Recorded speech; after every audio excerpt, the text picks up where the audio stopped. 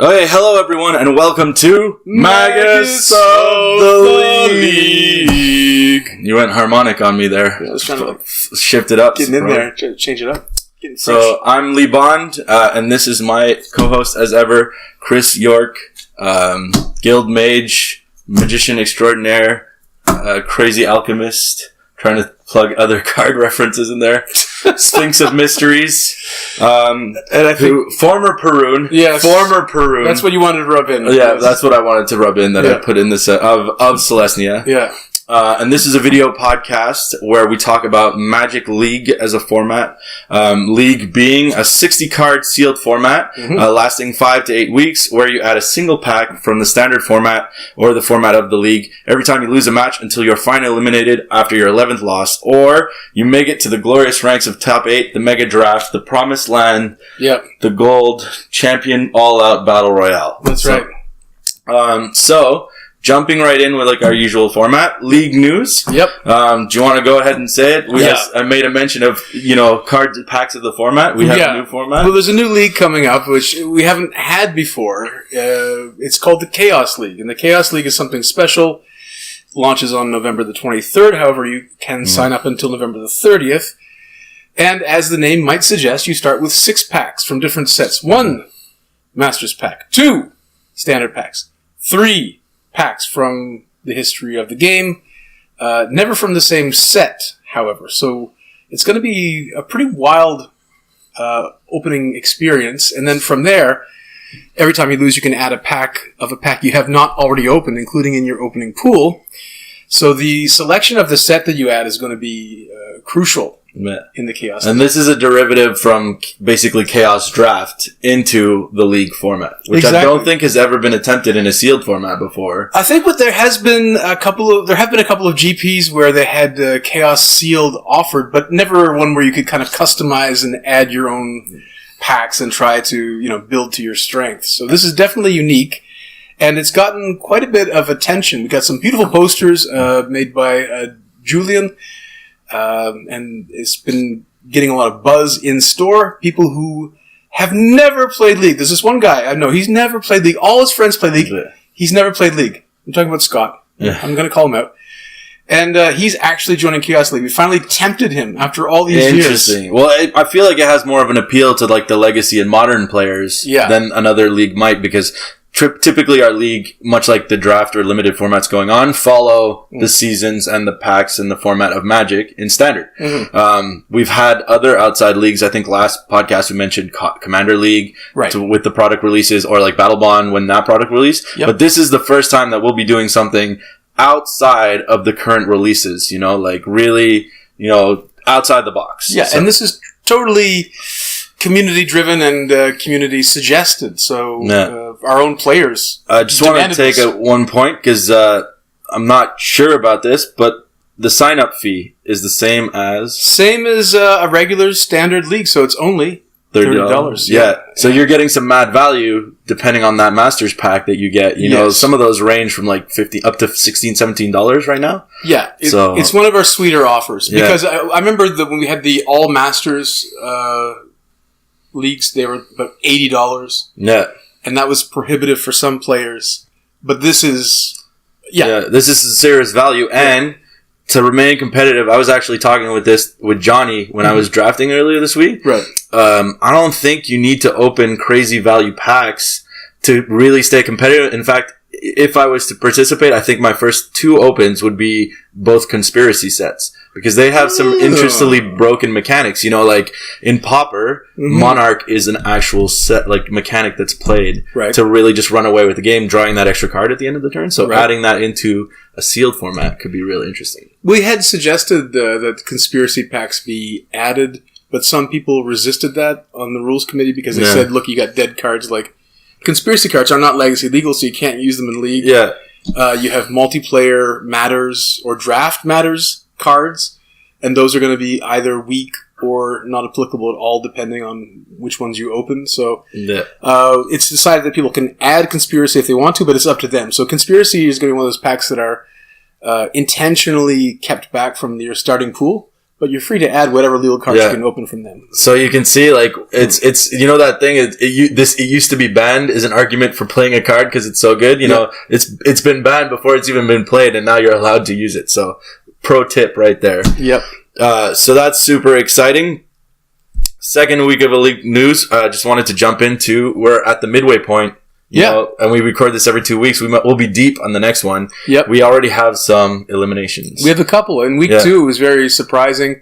Normally this doesn't happen until week 4, week 5, but in week 2 we had a couple of people just basically sign up and then drop out. And that left us with a clean 24 players, which means that you'll have to be in the top third to make the top 8. Yeah. Which means you got to win 2 out of 3 of your matches, this is not a 50% win rate league. Like we're looking at, we're thinking. We were talking about this earlier during the week in terms of chat, and like it's 13, 14 wins we think is going to get you there, which is real heavy aggressive. You know, that's a 60% win rate. Yeah, you know, that's at least, at least. So, which is really, really interesting. Yep, and not to talk much about the standings because they probably have shifted by now, but. They're top heavy. They were top heavy when we did that record. There's some people who are way, way, way out ahead. Yeah. I want to take this moment to mention Justin, which isn't in our show notes, but that was like, he's an extraordinary circumstance, so I figured we should mention him out. Yeah, go for it. He's 10-2, right? Which is like a first in league? No. It's not a first? I've been corrected. Okay. Apparently Johnny and Gabriel, they claim to have had 11-1 records. Okay. So he can never make that record, but week still. 3. 10-2 in week 3 is way, way, way ahead of the curve. Yeah. Very impressive. And we were talking about how he was, GP second day maker last week. So when that meant something. Yeah. But I've shown that it doesn't. Yeah. With my record, but he's still going strong. Yeah. I've been fading a bit. As you say, former Peruna de Celestia. Yeah. I've been taking, this is my 3rd week in a row. This is the beginning of week 4. I've taken 3 weeks in a row of a 1-2 record each week. I'm falling in the rankings. See, quickly. I unintentionally put some hurt on your guild. Oh, you intentionally hurt me. Well, I intentionally hurt you, but I also played your current Sproon by accident. Like, you ran over his leg or something? No, I was just like, I didn't realize his right standings, and I was at the store, hanging out, and I was like, he's like, do you need a match? You know when you get those random people with the unplanned matches? Yeah. And I got hooked, and I was just like, I guess I do need a match, let's play. And I put the hurt on him, and I was just like, and then I looked, and I was like, so what's your rank again? And he's like, oh, I'm the Perun for Celestia right now. This is David. Yeah, exactly. Yeah. So, I went to town on Celestia all week. That was my go-to, just only Celestia players.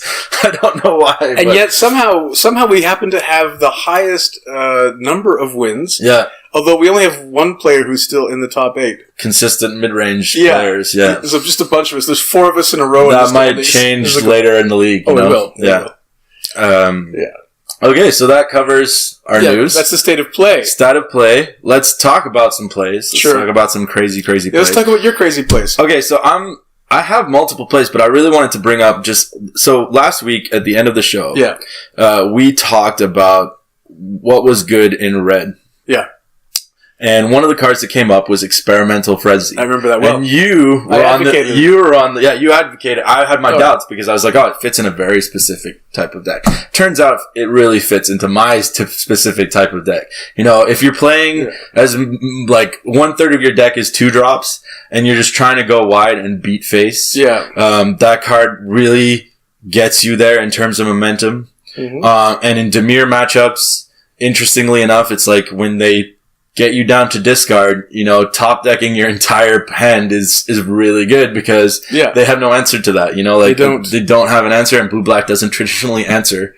I think I was playing Dimir. You were playing Dimir. And that was funny too because it was a shift in the last time we played this league. Mm-hmm. And I remember I told it to you right when you tapped out to cancel. I think you used a Devious Denial on a card before. Yeah. And Devious cover up on your on a turd that I was doing an instant speed. You're like, nope, I'm gonna protect my creature, and I was just like, so you're tapped out, and I just played this, and it just went unresolved, and I was just like, creature, land, creature, and it was very good. It was disgusting. It was a little disgusting, and the same thing happened against Dave Young. Okay. to the point where one of the nuances that I found with this card is it's not only card draw. I think it's nuanced. Well, no, but it's not only card draw. There is some nuance. Draw and play your deck. So the whole thing is like whatever you draw is not relevant, right? Yeah. So I, against Dave Young, drew my Might of Bounty, which is my finisher, which is +3/+3/+3. Which he has in multiples. Which I have in multiples.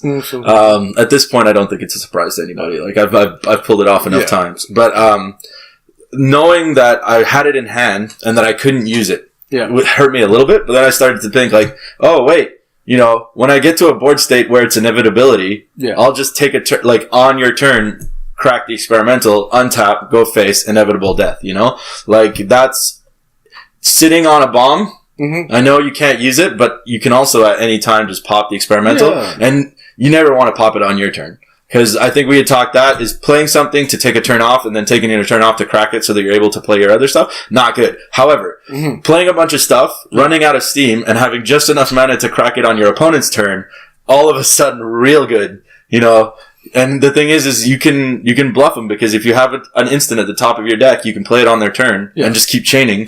But it enables crazy plays. It's a one card engine. Yeah, I mean I don't know what you didn't see in it, but it's an amazing card. I thought it was just a very build around card. Yeah, and apparently the build around is just jam a bunch of 2-drops.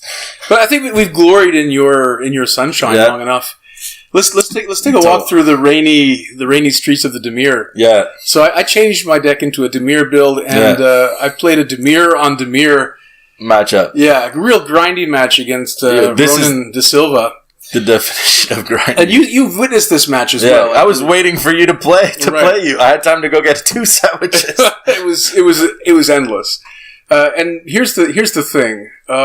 He played the Thief of Sanity. Yeah. The 2/2 creature that keeps taking 3 cards off the top. It's Gonti trigger every time you attack and deal damage. Yeah. It's so good. He used half his deck against me. All my deadweights and the removal that I had planned to levy against this threat were all just keeping me in check. So he used my own library against me. And then this is the first time this has ever happened to me. Maybe not to any League player, but I think it's a fairly unique accomplishment in that I was milled in League play. Okay, so when you say fairly unique accomplishment, this is Ronan's win is unique. Yes, he milled you out. The accomplishment isn't you getting milled out; it's him milling you out. Well, maybe yes.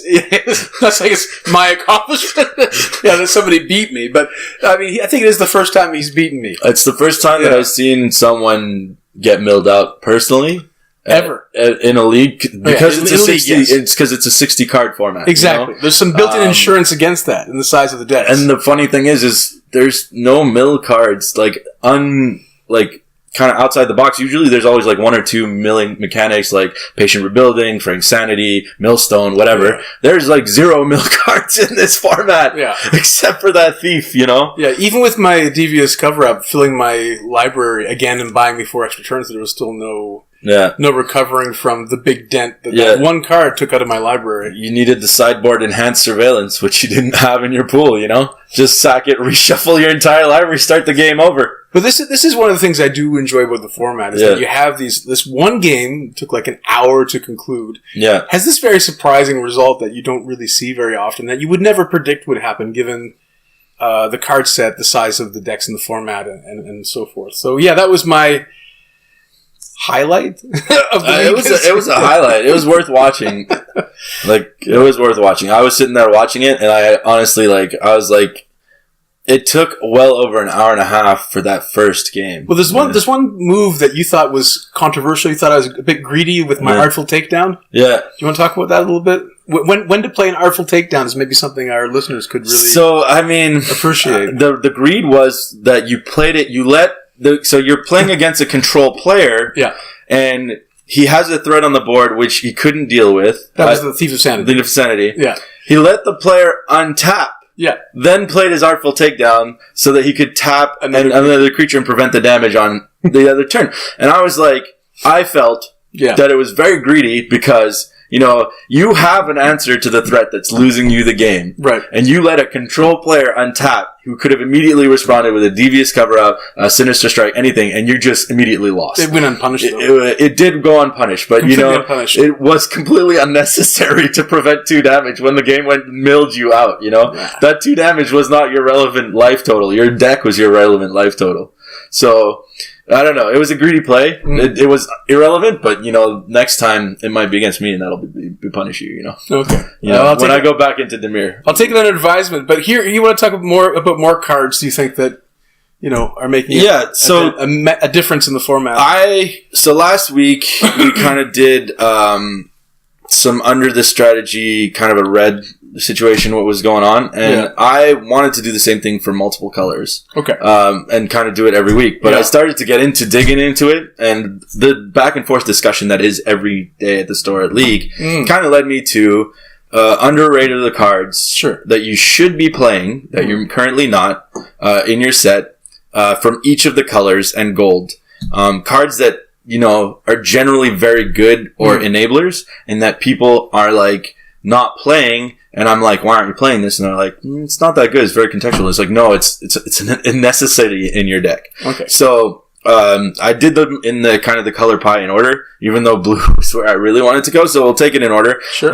The first one, at common, Take Heart. Now, Take Heart is +2/+2 instant speed. You gain a life for each attacking creature. You do. And, typically, combat tricks are not that great. In a limited format, they push a little bit harder, but they kind of open yourself up for 2-for-1s, responding to that. They are very much, they're kind of on the weaker end of the spectrum, of the bombs removal, etc., However, Take Heart I've been playing it, I've seen a lot of play as an enabler and a protector, because we're talking about a format that has Mentor. We are. And mentoring, for those who don't know, but at this point in the league, everybody should know, you have to have the difference in power levels before you attack to cause the trigger, and it checks after. Yeah. So there have been times where I've played it simply to get the +2/+2 without the life gain, just to cause a mentor trigger. Because you mentor trigger onto Healing Hawk, you still get life gain, you don't care, right? Sure. This card, to me, has been an overperformer. How have you felt about it? Because you were in white before. I was, and I played 1. And it did okay. I took it out for a creature. Oh, yeah? Yeah. I mean, I have other kinds of pump that is also stapled into removal. So I have the Boros split card. Yeah. That is a pump, and also straight up removal. It's strictly better because it gives you options. Yeah. I mean, you don't have that life gain element on the first half, but you have the life gain element on the second half, which is normally how you use the thing. Yeah. I mean, I think that Take Heart is better than the other card that you listed, which is Gird for Battle. So that's the second one that I kind of in the white pumps that I believe people should be playing. Completely disagree with you, man. Gird for Battle. You think it's better than Take Heart? I agree. I do, 100%. I'm not disagreeing. And I'm going to tell you, I'm telling you why. It's this contextual build, right? It's the fact that if you have a Wojek bodyguard and you have a 2/2, you gird for battle, you pump the Gojek and the 2/2, and then you also immediately mentor again, and then all of a sudden, it's the fact that it's a permanent +1/+1 on a creature that can mentor, and an additional +1/+1 for one single white mana. It's a wrecking ball in terms of damage. It's taking 5 damage up to almost 10. It's double damage for 1 mana. Right, we're talking about games, though, that sometimes do go long. Yeah. And I know that I've been in situations where I've tried to play Gird for battle, and late game, it's a dead draw. Like when you just need a creature. So is Take Heart late game, I would say. Yeah, exactly. So what you want is these 2 cards in very aggressive build, in which case I agree with you. The context makes them better. In that case, maybe you want to play 22 lands instead of 24, for example. Yeah. And this is your 23rd and 24th land, like a one mana, In a deck playing Experimental Frenzy, 1 drop. Well, are we going to look through all the cards through this lens? Sure. But I'm going to say the reason that I wanted to put these up is because a lot of people are probably not playing these just because one, like a +1/+1 counter on a combat trick is usually, especially just 1 or 2, not usually that playable, right? Like you said, I think this is a context situation. They fit into a very specific deck. Because if you can go Healer's Hawk, Gird for Battle, and then you're swinging for 4 in the air, lifelink, every turn, it gets painful. Well, yeah, if you have a Hawk, all these get better. Yeah, exactly. So these could be flying under people's radars. Leading into a card that works well with these cards has the Marshal, which has been a sleeper for me until I started playing it and I realized it. Oh. So at first sight, it's a 1/1 that when it attacks with 2 additional creatures, it makes a 1/1 lifelink soldier. Right. In your mind, you're like, okay, so it's a 1/1 that generates a 1/1. It's basically a Hunted Witness or the Spirit Guide because if you block it, it dies. It's very easy to block, right? Yeah. However, blocking it becomes very problematic in these aggressive, fast-paced, turn 2 play decks. Yeah. You know, you got Mentor, Combat Up, Gets Up. Combat Tricks. I've been overrun by this card maybe on 3 separate occasions. Yeah. Where just the advantage of the continual flow of tokens made it such that I couldn't recover from a Boros player's initial assault. And the thing about it, too, is in a Celestia context, what I found is often, if you're using it, you'll attack, you can kind of play that gamble attack, where you can throw it into the mix, knowing that the opponent won't trade it off because you have a more powerful creature hitting them too that they want to get rid of. Exactly. And you can kind of sneak back that little extra damage and the token. It's just a little extra value. Yeah. And the turn that they do decide to be like, okay, I've had enough of these tokens and block. Usually it means that something else, like a Siege Worm or like the Conclave Cavalier, is going to punch face. Yeah. So you're really putting pressure on decision of them as to which is a greater value, like 4 or 5 damage face or a 1/1 that generates a 1/1. Yeah. And you realize quickly that they're very similar because if the 1/1 triggers twice, that's 2 damage, 3 damage, 5. Oh yeah. But it sneaks up, and putting pressure on your opponent for a decision is always a good thing, you know.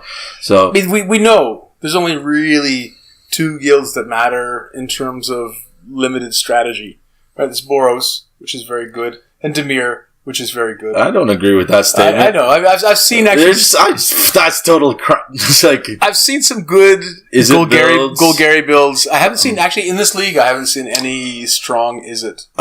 Tony put the hurt on you, and is it? I watched that game. Oh, that. Really? Yeah. Was that an Izzet build? I'd forgotten all about that. There was an Izzet build, and I watched. It was painfully punishing. You know, Beam Splitter Mages. Beam Splitter, yes. Is you think it's a Boros card. It's not. It's a blue-red drop, 2-drop, and it's a painful card. Yeah, I don't know. Well, I'm not sold on that card. We'll get there. Hey, I'll just say. We'll get there. Let's go to blue. Okay, so going into blue. Dazzling Lights. 1 blue mana instant, -3/-0, Surveil 2. Yeah. Absolutely necessary enabler for Dimir. Yes. So it's known now. I think the secret's out on this one. Yeah. I think even the pros and limited resources type opinions that matter kind of podcasts have latched onto this as one of the ways that you get your death touching creature to inflict a death touch without dying. Yeah. So it's like in that case, if you pair this with death touch, it's essentially a kind of soft removal package, which is upside because. On it, to be honest, in the Dimir deck, which is so reliant on the synergies that we talked about it, 1 for Surveil 1 is worth it. You know, 1, I mean, the fact that it's Surveil 2. Hot takes for days. I don't know, man. I would be, if it was an instant speed 1, like there's so many instant synergies with like Murmuring Mystic or anything, like I wouldn't consider it to be good by any means. Okay. I'd still probably jam it. You know, because it feels like a 1-drop radical idea, if that's what it is. Now, it's strictly better than that, because 1 for Surveil 2, now you're real talking, because you're not only surveilling, you can stack, you can reorder. And then the -3/-0, like you said, enables, there's so many death touchers, especially in the blue-black deck, enables so much, enables, they block your 3/4 flyer, enables to kill off their Drake and make a forceful trade. It's such a good key card in that set. And I was obviously bragging about the devious cover up and how it can save you from or at least postpone a death by milling. Yeah. But yeah, that's been an overperforming counterspell. Yeah. Everybody's talking about that too. Is typically the 4 or even 3 cost counterspells like cancel. Don't care about cancels. Are very low play because the tempo is off, The thing about devious cover up is in a turn where you have nothing to do, the second part of it, putting 4 cards back into your library, can really affect stuff. Yeah. And the exile trigger attack on it is also really good in a world where Golgari and Jumpstart exists. Like real powerful counterspell for the set. Yep.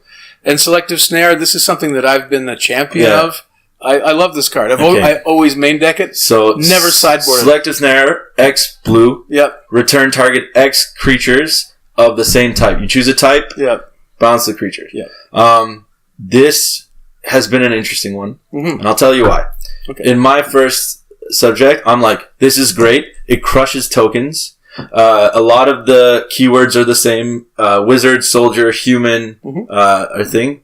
However, we're coming up on the midway part of the guild, and I know you're playing.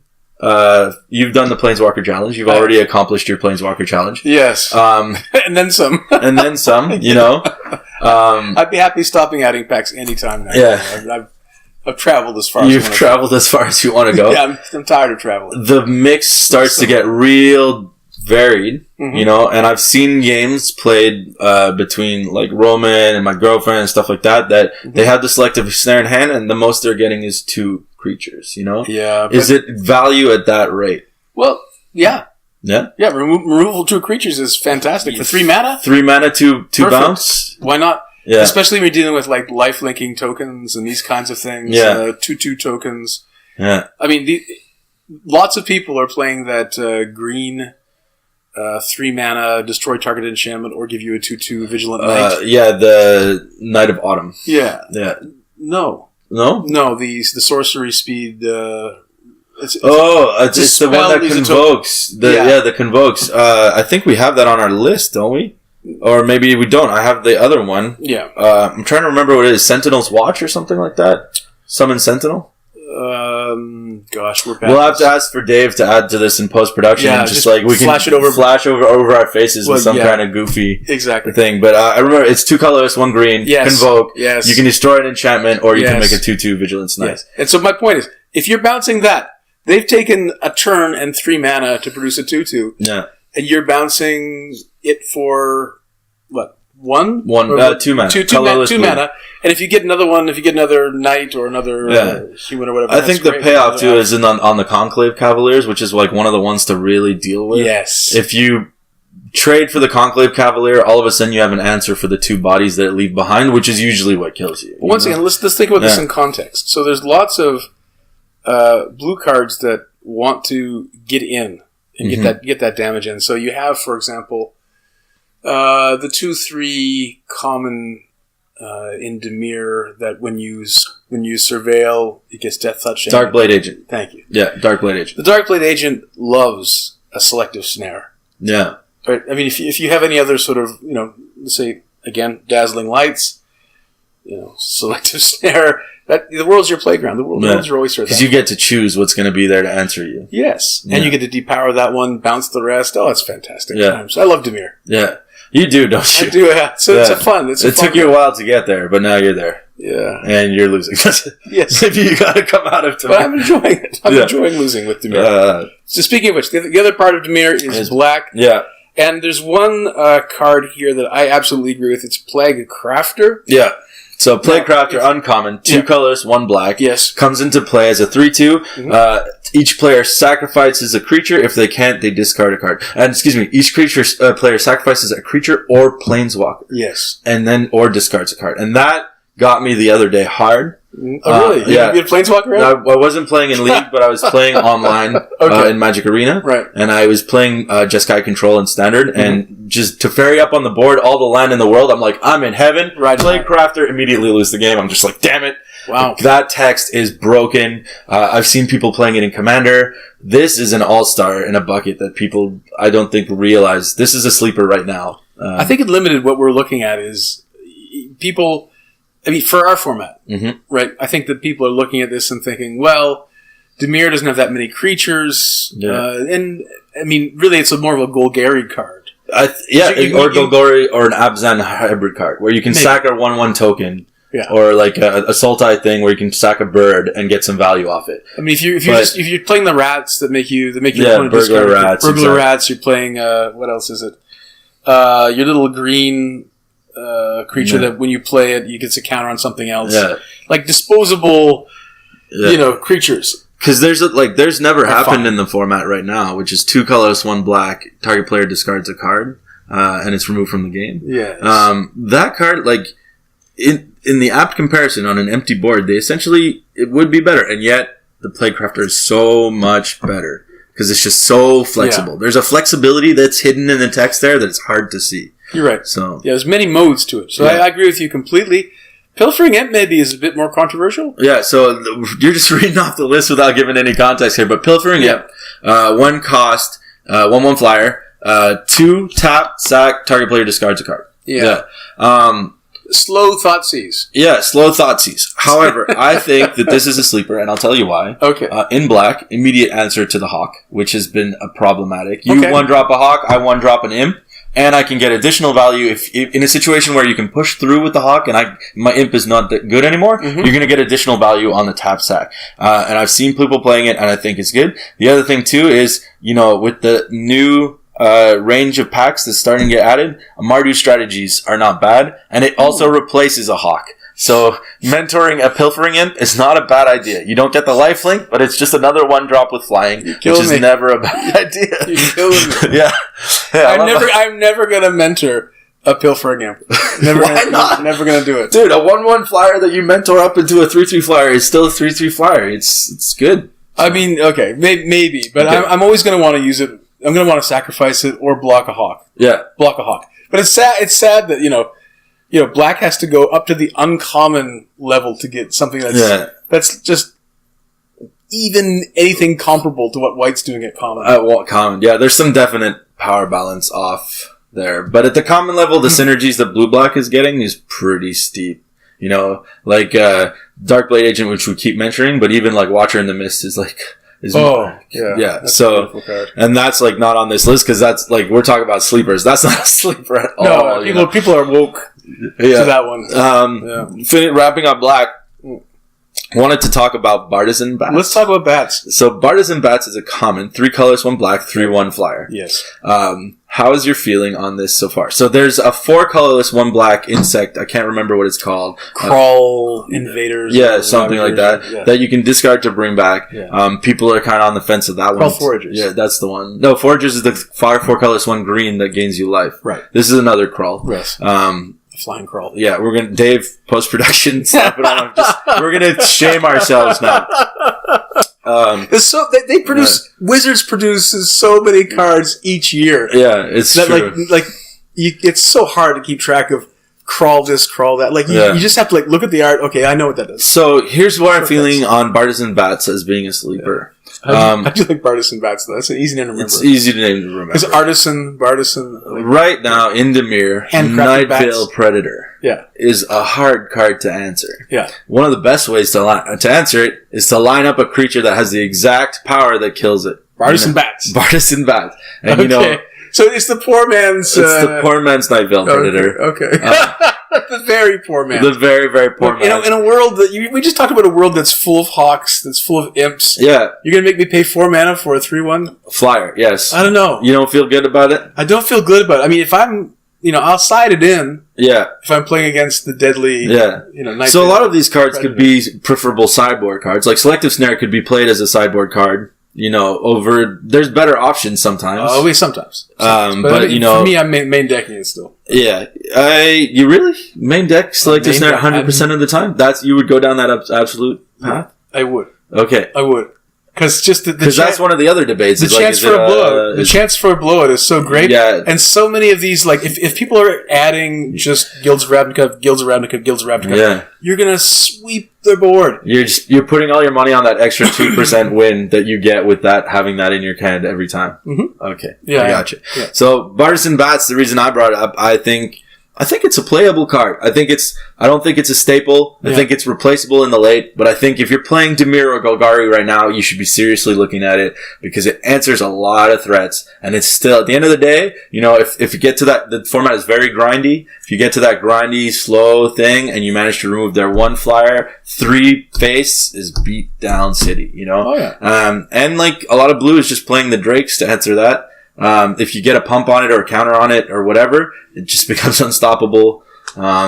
I don't know. I like it as a flex card, but I could see it more as a sideboard card in that situation, you know? Yeah. So, moving on to red. Yeah. And this one has been a surprise for me. Really? Oh yeah. I've seen, so this is a mechanic that I've seen in classic sets before. Mm-hmm. When a creature, ordinary goblins, one colorless, one red, 2/1. When it blocks or becomes blocked, deal 1 damage to the creature it's facing off. Yeah, the blocks thing is something surprising me because red's normally quite aggressive. Yeah. This actually is a very good blocker. And it catches people off guard too. I've occasionally pinged things that they thought couldn't be pinged. Yeah. Because they assumed it was just on the attack. Yeah.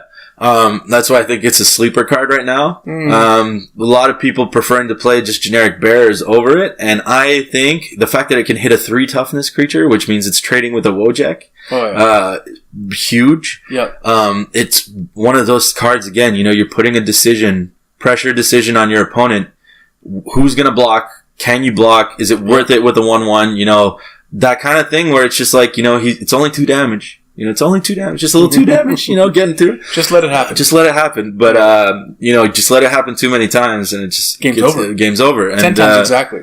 It's, I don't know. To me, this card came out of nowhere for me. I almost thought because of this, if there's so many walls in the format, that the Goblin Locksmith was a better choice. The 2/2 that can't be blocked. No. Not even close. No. Not even close. No. And I can't remember any of the cards that had this, but I know I've seen this mechanic in the past, like old sets that like when a creature becomes blocked, deal 1 damage or thing. Like it's almost like the one that there was a like Rampage would be like every creature past the first that blocked it would get 1 extra damage. Like it's kind of a similar line of that. So really, really nice red sleeper card. Oh, that's great. That's the only sleeper I could find in red, to be honest, because everything in red white is so powerful. It's true. It's crazy. It's pretty pushed. Yeah. But let's talk about something that's not pushed. Green is the least preferred color in this set. Yeah. In the format. Yeah. Yeah. So you have Pack's favor picked out here. Yeah. So that's my sleeper pick. Something to watch. I'll tell you why. I have in green. There's not a lot of cards, and there's a really kind of like a game plan situation where like the guy's gonna like if he's holding back his 1/1 blockers, he's probably gonna convoke out a Siege Worm or like the Centaur 4/4 Vigilance Centaur, not Rosemane Centaur. Yeah. So you can see kind of where they're going.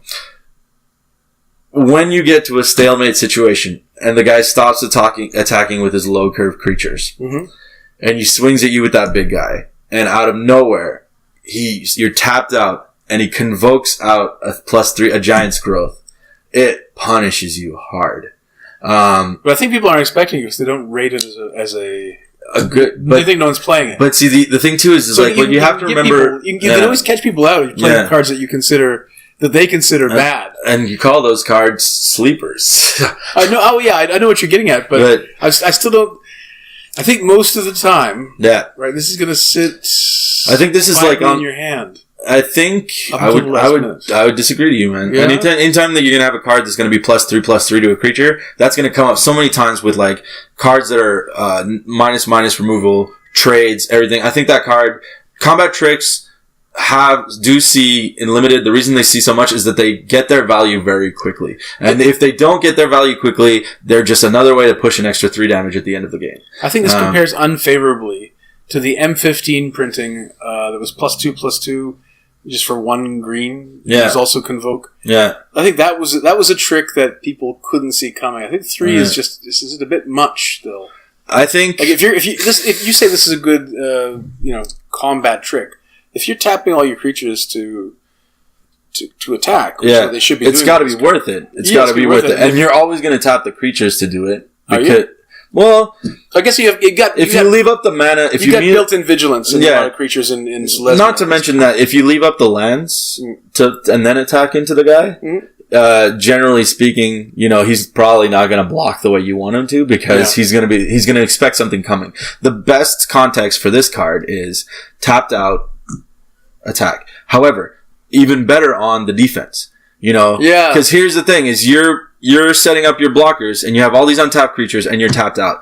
Anybody sitting across from you is like, okay, I can know what to expect. Right. I'm going to assign my blocks how I want them. And this is where the math of combat math starts to get complicated. Sure. All of a sudden, you have a card trick that you can utilize a resource that he's not expecting to see coming. And let's not forget that convoke creatures can convoke for the mana cost the color of mana that they include too. So you can pay the full spell without tapping a single land, and it changes the math completely. And I think that's why it's a sleeper. I think it's something that people aren't going to see coming. And at the end of the day, it's still a 3/3 instant combat trick. You know, if you have a slot that you're subbing in, I don't know, like the Otpec 3/2 Vigilance, I'd consider swapping it out for this. Wow.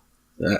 Really? Because it's the same reason this is less like selective snare on a lower scale. That one swing turn where they attack you thinking they got you, and then you punish them hard with it and flip back and just knock them out on the crackback. But to me, the vigilance creature is part of that scenario, right? Like doesn't necessarily have to be. Without the 3/2 vigilance, where's your surprise mana going to come from? It could be from tokens, token generators. You know, you Call of the Conclave for 5 tokens. They're just sitting there, not doing anything. The Knights from the Cavalier, it's a 2/2, so he puts up a 4/4, and he thinks he's got you blocked because you want to trade with them. Sure, but they're green-white, so they can tap for the full value. So it's true. Like you want to play this with cards like token generators, or basically if you're playing the 2/2, this green-white Celestia deck that's aggressive, and you have a lot of these 2/2s that all of a sudden become useless, like an Iron Shell Beetle or stuff like that. Yeah. You want this to be your sneak. You know, it's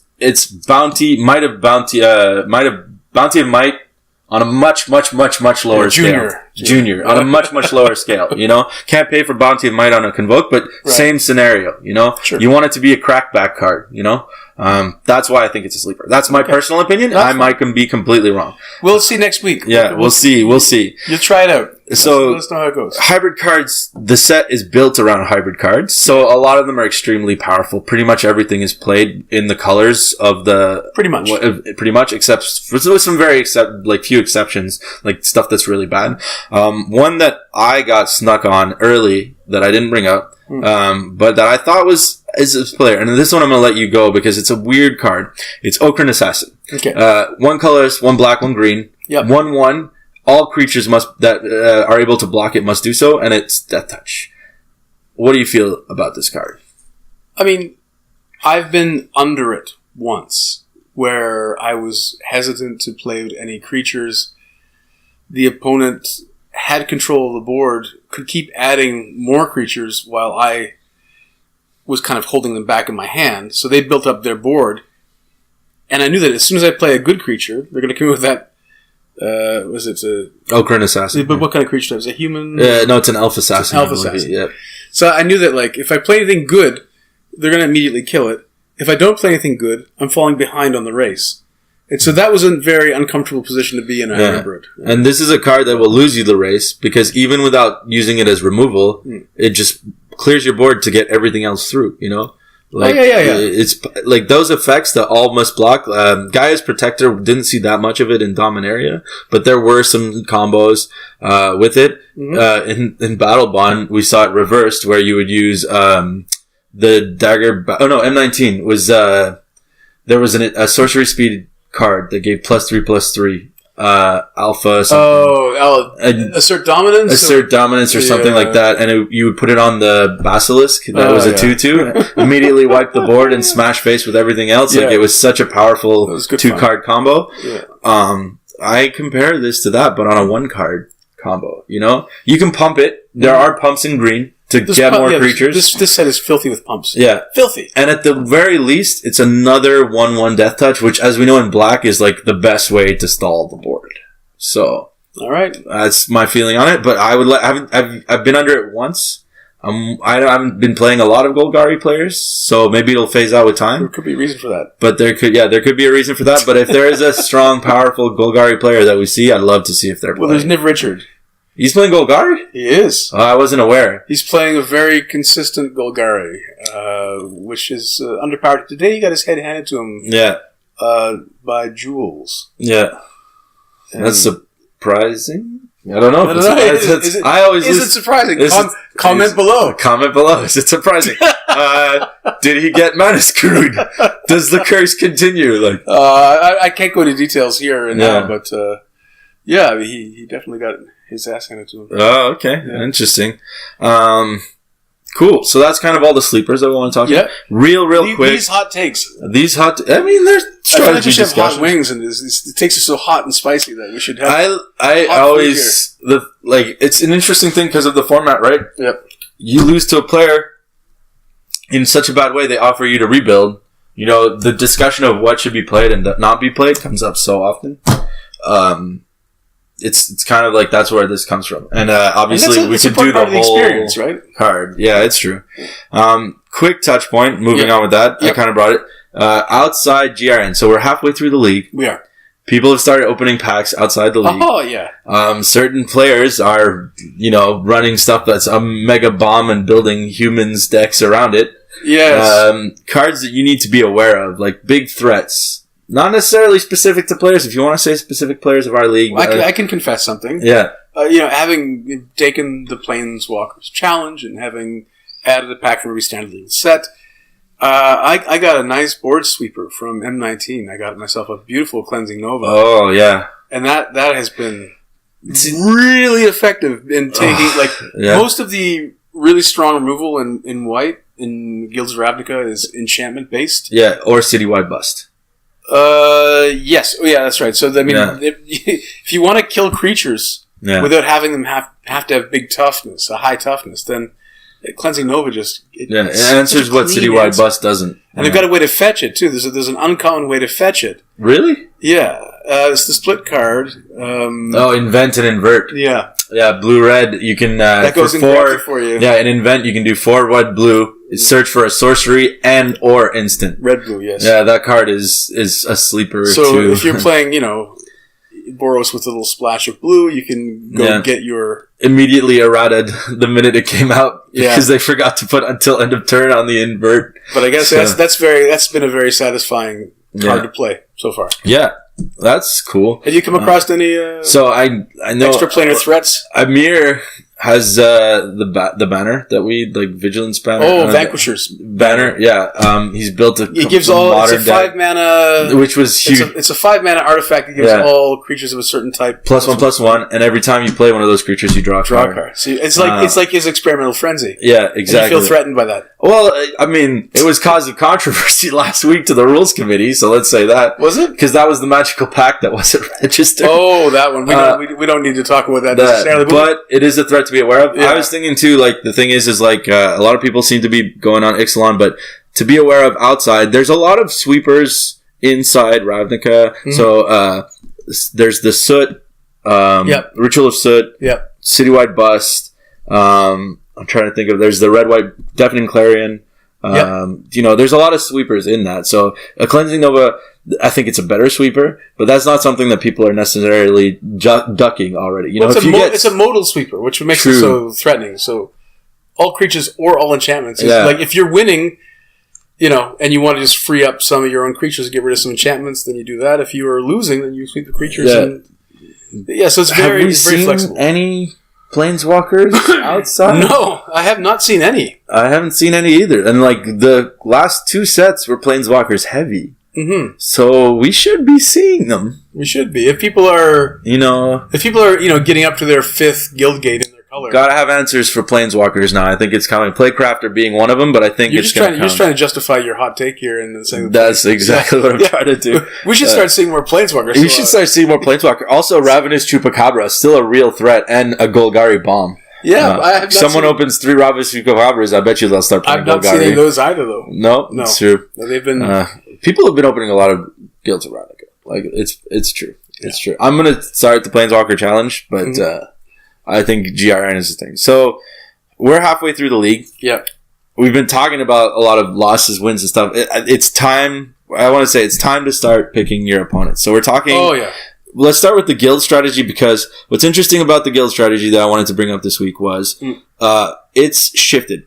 At first, we had talked about it as a team situation. Yeah. Now it seems like there's internal strife for that Perun position. Yeah. Because some Peruns are going up and down, and that's an extra pack too. Yeah. So whereas being the best guild gets you a pack, being the front runner for that for so long gets you an extra pack. Gets you an extra pack. Yeah. Have you noticed this? Yeah, I mean, I've been on... Because you're in a guild that's being Well, I mean, it's been 2 weeks of the David hegemony.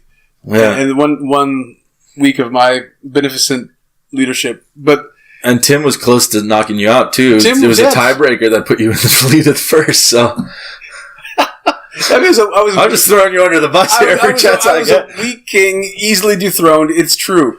But yeah, I mean, there are some guilds where, each week you've had a different Perun, I think. Yeah. Looking back on it. But yeah, so there is a race to see who gets to be Perun. There's also it's this pride of place. So, it's not only trying to make top 8, but it's trying to be, the best in your little group of 5. Yeah. And there is something to that, right? Yeah. There's something to sort of needling the people below you and say, you're not quite there yet, are you?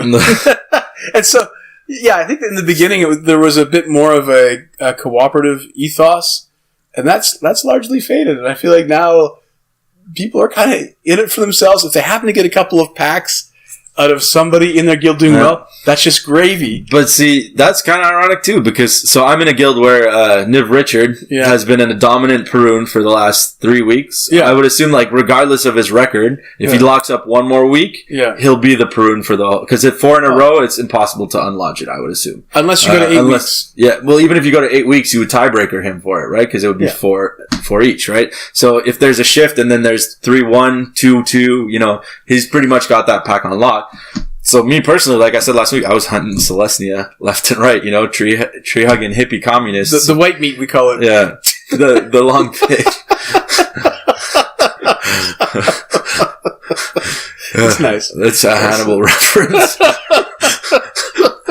So, look, I mean, we always make Hannibal. Yeah. Look, just go back. There's lots of Hannibal references in there, Maybe it'll be my next couple of weeks of group chat gifts, just as Hannibal references. So yeah, there's the pack strategy of looking out for each other. That seems to have gone by the wayside. I think that self-preservation is a funny thing. In the end, this tournament is structured that the lion's share of the prizes go to people who top 8. Yeah, and as the pressure starts to mount, as people start to face elimination, as some players are, they're going to think, how can I keep myself alive? And it's really in the interest of those people who've kind of locked up top 8 to start winnowing the field. Yeah. And even if, it's their own guildmates, they might not be inclined to help them out as much as I would have thought they would have been at the beginning of this little experiment. Okay. And for traditional league structure strategy, any pointers on picking out your who you're hunting down? Should you be challenging on the top? Should you be... Because there is a strategy to picking your opponents, and it's starting to get critical. Oh, yeah. Yeah, I mean, look, there are schools of thought on this, but I don't think anyone is definitively better than any other. So the traditional and first strategy that we ever identified was called Hunt the Weak. Yeah. You find someone from the point of elimination, go get them. Yeah. Knock them out, get the easy win. But it turns out that I've tried this on a couple of occasions, and it's backfired more often than not. Because 1, they want the win more than you. 2, they have more packs than you. Yeah. And 3, well, not you, Chris. But when a person who is in the position where they would be hunting the weak and not the weak being hunted. Yeah. So, I mean, it really is just ramming your car into a pole sometimes. You're cruising along great, then you play someone at the bottom of the ranks. You don't know what they're up to. They've added 10 packs, you've added 4, and you get wrecked. And that can happen very easily. So, there's another strategy, though. It's just aim for your power level. Pick out the people around your level. Right. Yeah. And but then it comes down to a coin flip. You're not really getting any benefit out of that strategy, right? Mm-hmm. Because on paper, you should have equal odds of winning. Yeah. And so then there's the other strategy. There's, play up? Yeah. At this point, you're play the bottom, play the middle, or play the top, Well, some people hunt the people on top because they've added the fewest packs, and they often don't mind losing so much, so they're not really, focused in. Yeah. Right? So it goes both ways. Logic would say that those are the better players, though. That they're going to outplay you even with their pile, Perhaps. Yeah. Perhaps. It's debatable, though. I mean... or really lucky. How about yourself? I mean, you're in a situation... What's your record now? I'm currently 7-5. You're a 7-5. By the time this comes out, it might be changed. Maybe. I So my strategy, I'm on the strategy line that I started for this league out of randomly. It's the revenge for my girlfriend plan. So I've never heard this one before, but this is a new strategy for Yeah, every time Eleanor get a girlfriend, enroll her in the league, and then just hunt the people who play her. Hey, it's planning out. You're so traditionalist. Yeah, it's traditionalist, but it happens, you know. Okay, yeah. No, it's basically I've lined up my plays for this week. She's kind of at the bottom of the league, and you know, in the hunt the week strategy, she kind of just laid up to me that she was like she very much wanted to play me as her last if I was going to be her last, and I was like, I guess I can oblige, but I'm gonna save her for the last of the week in case, you know. Something beautiful about that, you know, like an older couple, in a hospital bed kind of scenario, like. Honey, I want you to... You put the pillow over her face and just slowly, like... My thing is here is, like, when we're playing for fun, you know, I'll coach her through it. When I play for a league, it's no holds bar. And I don't want to turn her off the experience. But you also want to win. Yes, exactly. But, yeah, you know that. And I'm saving a game for a friend of ours who's on a trip in Morocco. To Morocco. So, yeah, so, you know, I'm former leader of being the gentleman, you know, courtesy saving one because I have a few banked up anyways. Yeah. And he's coming back that if he doesn't play 3 leagues off the plane Friday, it goes straight to attrition, you know. But he'll have taken a 10-day vacation right in the middle of a league and pulled it off. So it's gutsy. It is gutsy. Yeah. And if he does pull it off, you know, all the power to him. I think that's probably the first time that's happened is someone like getting directly off a plane, you know, taxiing directly to the store. And just playing. Just hammering out their matches. Yeah. That's dedication. Yeah, that's dedication. That's dedication. All right. So we're running a bit long here, but we're wrapping it up. Yep. We wanted to do a player profiles kind of every week. Yes. I wanted to bring in an honorable mention to Amir Hassan. Yes. Who had already mentioned who's playing human strategy currently. I think, is he already, though, he was top player in week 3, but I think he may have dropped already. I'm not sure. Is he still top of the pops? I don't know where he's at currently. I didn't check his ranking. I know he was way up there. He's definitely in the top 8. This guy is a consistent top 8er. He is? He, along with you, I believe, is one of the only people to do the Planeswalker Challenge consistently. Yeah. That's a huge honorable mention. That's a challenge in itself. It is. Like going off synergies. It can backfire. Can backfire. Or it can pay off in a massive way, you know. Either or. You know, just huge bombs. Yeah. So he won our Devastation. He did. Yeah. Yeah. And you put in the show notes, Black Mage of the Rules Committee. Yes, he's the Black Mage of the Rules Committee. So the Rules Committee consists of 5 individuals. Yeah. And through some arcane procedure, they've either self-identified or been aligned by others with a certain color of the magic color wheel. Yeah. And Amir self-identified as the Black Mage, who's, you know, looking out for himself, you know, trying to... making decisions in his favor. New level of strategy league. Join a committee to favor yourself in league. Well, the rest of us try to balance him out. You know, we try to, you know, keep him in check. Yeah. And he's a registered judge for DCI. He is, and he is at that. And here's a funny story. He's one of the few players that made the transition from the Dubai League to this league. Yeah. So he was one of our regular players, and I think he was... We did something kind of similar to this back in Khans of Tarkir. I think he was the leader of the Sultai Brood. Oh, yeah? Yes.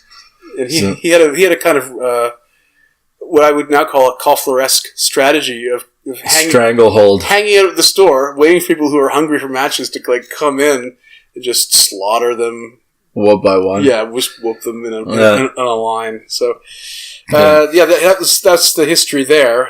In terms of his current performance, I haven't played him myself yet. I haven't had the pleasure, but apparently he's running some sort of 4-color human. That's the talk of the town. It's basically a modern deck. It's basically a modern deck. You know, jamming every playable human card that he can. And there are a few. Banner, and there are quite a few. There's in GRN, there's a ton. Yeah. And since he's done the Planeswalker, I don't know how deep he's into it, but like, there's Knights in Dominaria, there's Wizards, there's all sorts of stuff. You played him? You saw him play? Not. No? Play him. I think I played him early. So you've heard, and I got licked. You've heard legends of these humans. I've heard legends of these humans, but I think I played him. I got licked. Is he running Pelt Collectors? What's he running? He is running Pelt Collectors. There's a card. That's a card. Yeah. And it's a human card, right? Yeah. So he's got that. He's got, I'm trying to remember it, but it's on point. It's an on point deck. I don't want to throw too much either, too, because, people have to do their own research. Go to the pool and check it out. Do their own gossiping. Yeah, but look, highlights of the week, the point of these, he's a formidable player. He's someone to watch out for. His strategy's on point, and I'm not sure, you can never say for sure, but like, this guy's record speaks for itself. He'll probably be a top 8er. However, pro tip. Yeah. He always eats it in the mega draft. For some reason, in the main league, very consistent performer, always tops 8. Once he's in the top 8, get him in a mega draft, the wheels fall off. Yeah. And he'll very often go. And on that note, 7th or 8th. Yeah. All right. Well, and then on that note, so I'd like to end today by thanking Dave Grunas, who is our now producer. If you saw the production value up, editor producer, I should say, increased considerably. Ridiculous amounts. Yeah. Quality level 0 to 100. Yeah. I think my idea to kind of frame the shot in the bookcases, though, I think that probably also paid dividends. Yeah, for sure. We need something to hang here, make it a little bit nicer, but for sure. Anybody got any donations they want to see? Yeah.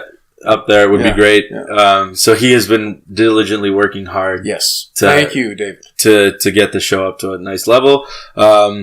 Also, Magic Sword, who is the band behind our theme song and gave us actual approval on Facebook to use their music as our intro outro. And Face to Face, who is the current sponsor of our league at the store where we play. That's right. And so thank you. Thank you all. And we'll see you in 2 weeks. Good leaguing. Happy leaguing, everyone.